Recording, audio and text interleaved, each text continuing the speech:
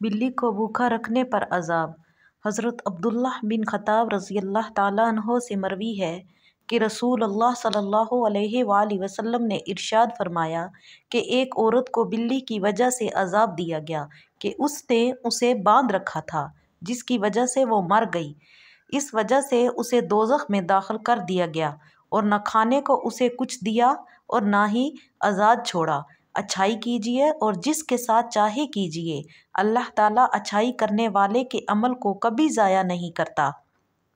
اور آپ یہ جان لیں کہ آپ اللہ تعالیٰ کی رضا کے حصول کے لیے تھوڑا بہت جو کچھ بھی صدقہ کریں گے، خواہ وہ مستحق کو ملے یا غیر مستحق کو، اللہ آپ کو اس کا اجر ضرور دیں گے۔ اور ہر جاندار چیز پر احسان کرنے، اس کو کھلانے اور اس کو پلانے پر اجر ملتا ہے۔ آپ خیر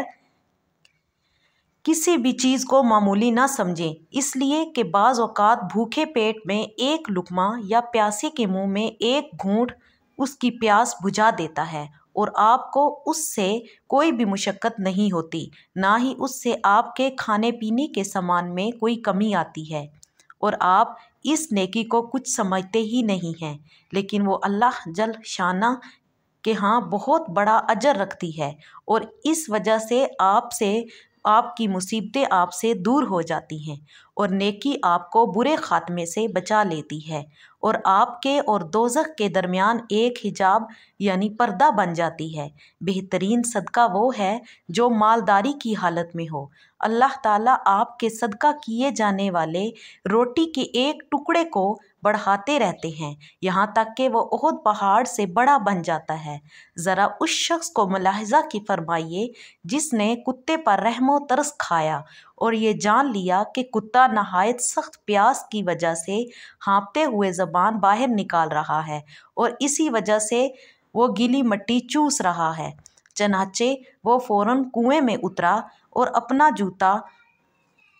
پانی سے بھرا اور اس کتے کو پانی پلا دیا جو کنویں میں اتر نہیں سکتا تھا اور پانی تک پہنچ نہیں سکتا تھا۔ اللہ نے اس نیکی پر کیسا اجر عطا فرمایا، اور کھانے اور اسے موت اور پیاس سے بچانے پر دیکھیے اللہ تعالیٰ نے اسے معاف فرما کر اسے دوزخ کی آگ سے بچا لیا۔ صحابہ کرام رضی اللہ تعالیٰ عنہ کو اس واقعے سے تعجب ہوا اور انہوں نے چوپایوں کے ساتھ احسان و حسن و سلوک کا حکم دریافت فرمایا،